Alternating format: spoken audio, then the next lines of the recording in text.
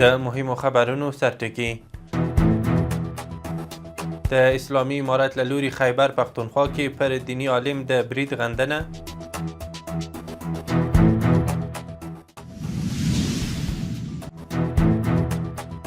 د کارګرو نړیوالې ورځې په مناسبت د کار او ټولنیزو چارو وزارت د وزیر څرګندونې.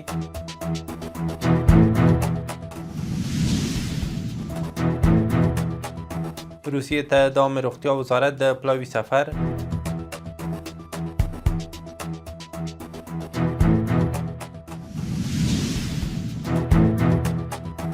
او د عرب د نفتو صادروونکو هیوادونو له سازمان څخه د اماراتو رسما وتل. د واک ټلویزیون درنو لیدونکو سلام، وخت مو بخیر. نن سه شنبه د سور 15مه. اوس هم بشپړ خبرونه. د افغانستان اسلامي امارت د یوې اعلامیې په خپرولو سره پر مولانا محمد ادریس برید غندلی دی. اعلامیه کې راغلي چې د علماو شهادت د اسلام او علماو د دښمنانو کار دی. د اسلامي امارت پر دغه اعلامیه کې د مولانا محمد ادریس له کورنۍ خپلوان او دوستانو سره خواخوږي هم څرګنده شوې ده. د خیبر پښتونخوا مشهور دیني عالم مولانا ادریس نن سهار د خیبر پښتونخوا په 410 سیمه کې پر ډزو ویشتل شوی دی. سرچینې وایي چې هغه په دغه وسلوال برید کې له منځه تللی. شیخ ادریس په دې وروستیو کې په یوه وینا کې د پاکستان د پوځ مشر عاصم منیر ستاینه کړې وه چې په لر او بر کې پرې سختې نیوکې شوې وې. تر اوسه د دغه برید مسؤلیت چا په غاړه نه دی اخیستی او رسمي سرچینو هم په دې تړاو څه نه دي ویلي. بلخوا په اسلام آباد کې د اسلامي امارت سفارت پر ایکس لیکلي د اکوړي خټک حقانیه دارالعلوم پر استاد مولانا ادریس برید بزدلانه عمل دی او دوی یې غندنه کوي. سفارت دا یوه لویه ضایعه بللې او د مولانا ادریس زده کوونکو کورنۍ او دوستانو سره یې خپله خواخوږي او غمرازي څرګنده کړې ده. د کار او ټولنیزو چارو وزیر ملا عبدالمنان عمري د کارګرو نړیوالې ورځې په نمانځغونډه کې ویلي چې د هیواد د ځان بسیاینې لپاره ټول افغانان باید یو موټی شي او خپل مسؤلیت ادا کړي. دغه راز نوموړي په نورو هیوادونو کې له افغان کارګرو سره پر ناوړه چلند نیوکه کړې او دا چاره یې نه زغمونکې بللې ده. عمري ویلي د وخت حکومتونو د کارګرو له ټولنې ناوړه ګټه اخیستې ده. نوموړي زیاته کړي چې نړیوال باید د کارګرو موضوع سیاسي نه کړي. هغه د کارګرو ټولنې پرانیستې ته په اشارې سره ویلي چې دغه ټولنه به د کارګرو د حقوقو ساتنې مرجع وي. د عامه روغتیا وزارت د خوړو او درملو مرستیال حمدالله زاهد په مشرۍ یو پلاوی د درملو وارداتو په برخه کې د اسانتیاو رامنځته کولو په موخه روسیې ته ولاړ. عامه روغتیا وزارت ویلي چې دا سفر د افغانستان او روسیې ترمنځ د دوه اړخیزو اړیکو پیاوړتیا او ستراتیژیکو همکاریو پراختیا او د خوړو او درملو د تامین او تنظیم په موخه شوی دی. د دغه وزارت په وینا یاد پلاوی به د دې سفر په ترڅ کې د روسیې د درملو او روغتیایي محصولاتو د تنظیم ادارو له مسؤلینو سره د ثبت بهیر، د اسانتیا، د کیفیت د کنټرول میکانیزمونو ښه والي او د اغیزمنو همکاریو چوکاټونو جوړولو په اړه خبرې وکړي. ملي دفاع وزارت وایي په دې وروستیو کې د ډیورنډ فرضي کرښې په اوږدو کې د قاچاق د مخنیوي لپاره جدي او دوامدار اقدامات ترسره کړي دي. د یاد وزارت د ویان مرستیال صدیق الله نصرت وایي چې د یادو عملیاتو په ترڅ کې دفاعي ځواکونه توانیدلي چې د قاچاق ګڼ شمېر هڅې شنډې او له پولو څخه د ناقانونه فعالیتونو مخه ونیسي. د ملګرو ملتونو د وګړو صندوق پر ایکس لیکلي چې افغانستان کې پر 1 میلیون نورو قابلو پانګونه کول تر ټولو اغیزناکه لاره ده څو د میندو او نویو زیږیدلو ماشومانو ژوند وژغورل شي. دغه بنسټ زیاته کړي ځکه دا کار د امیندوارۍ پر مهال پاملرنې، خوندي زیږون او له زیږون وروسته ملاتړ ته لاسرسی زیاتوي. د بغلان د عامه روغتیا ریاست مسؤلین وایي چې د دغه ولایت له لسګونه روغتیایي مرکزونو سره د درملو او طبي تجهیزاتو د مرستو د ویش لړۍ پیل شوې ده. د یاد ولایت د عامه روغتیا رئیس محمد حسن عاصم ویلي چې د دغه ولایت له 80 روغتیایي مرکزونو سره د ادا بنسټ له لوري د 14.5 میلیونه افغانیو په ارزښت د درملو او طبي تجهیزاتو د مرستو د ویش لړۍ پیل شوه. نوموړی وایي چې دغه درمل او طبي تجهیزات به د هر مرکز اړتیاوو ته په کتو په منظم ډول پر یادو روغتیایي مرکزونو وویشل شي چې ورسره به د روغتیایي خدماتو کیفیت ښه شي او خلکو ته به معیاري خدمات وړاندې شي.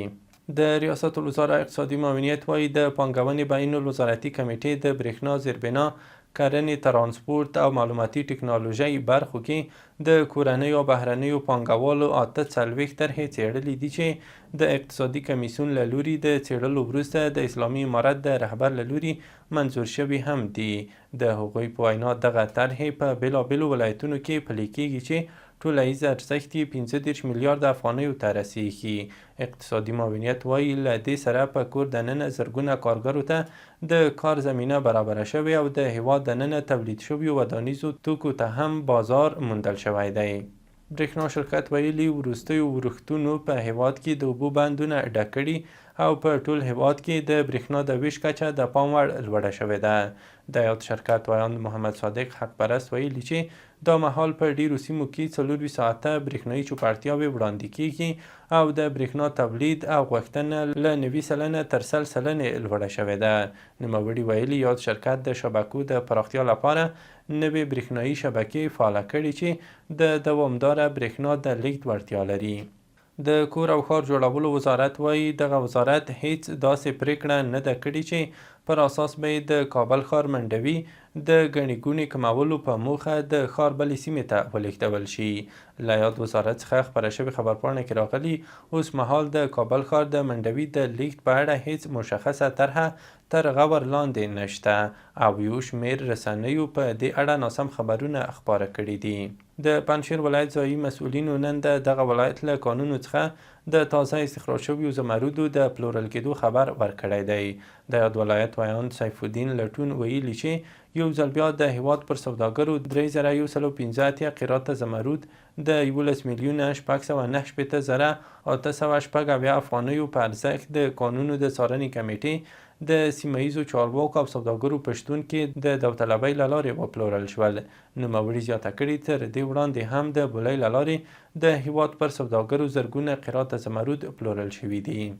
بلخوا د کانونو او پټرولیم وزارت ویلي چې په کونړ ولایت کې د نیفرایټ ډبرو د کانونو هر اړخیزه تخنیکي ارزونه ترسره کړې ده.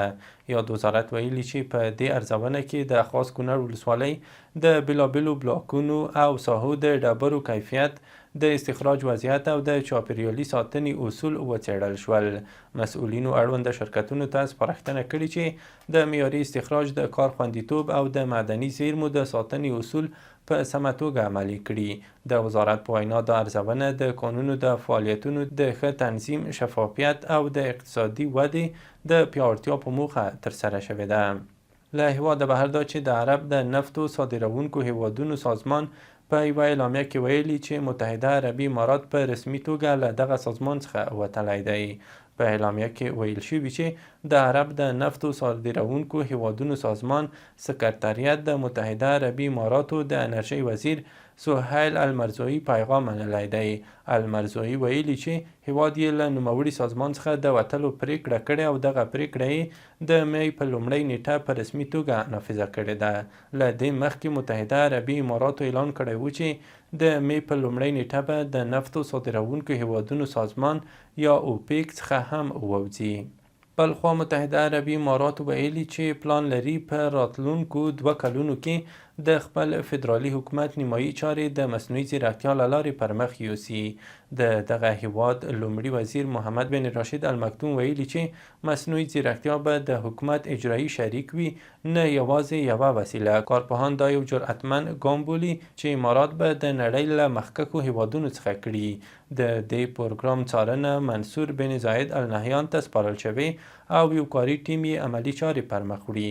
د دې پلان یوه مهمه برخه د دولتي کارکوونکو روزنه ده څو هغوی وکولی شي له دې مصنوعي ځیرکتیا له وسایلو سره کار وکړي او یوازې د تکراري کارونو ترسره کوونکي نه بلکې د دې سیستمونو څارونکي او لارښوونکي واوسي. د روسیې او اوکراین ولسمشرانو د روسیې د بریا ورځې د نمانځنې په درشل کې 2 ورځنی اوربند اعلان کړی دی. د راپورونو له مخې د روسیې ولسمشر ولادیمیر پوتین ویلي چې د می په 8 او 9 به اوربند نافذ وي او له اوکراین د ورته اقدام غوښتنه کړې ده. نوموړي خبرداری ورکړی که اوکراین اوربند مات کړي پر پلازمینه به پراخ بریدونه ترسره شي. بل لور ته د اوکراین ولسمشر ولادیمیر زیلنسکي اعلان کړی چې هیواد به د می له 5 تر 6 پورې خپل اوربند عملي کړي. او وروستی خبر ما هم دا چې د راپورونو له مخې د برازیل د بیلیو هوریزنتا ښار کې د یوې الوتکې د لوېدو له امله 3 تنه مړه شوي او 2 نور ټپیان دي. رویټرز د راپور له مخې یوه کوچنۍ الوتکه چې 15 کسان پکې سپاره وو د دوشنبې په ورځ د بیلیو هوریزنتا په ښار کې له یوې ودانۍ سره ټکر شوي چې له امله یې 3 تنه مړه شوي دي.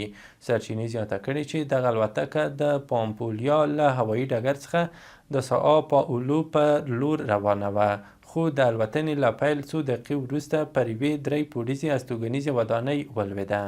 له ملتیا مو مننه. وروستي او مهم خبرونه مو همدومره وو.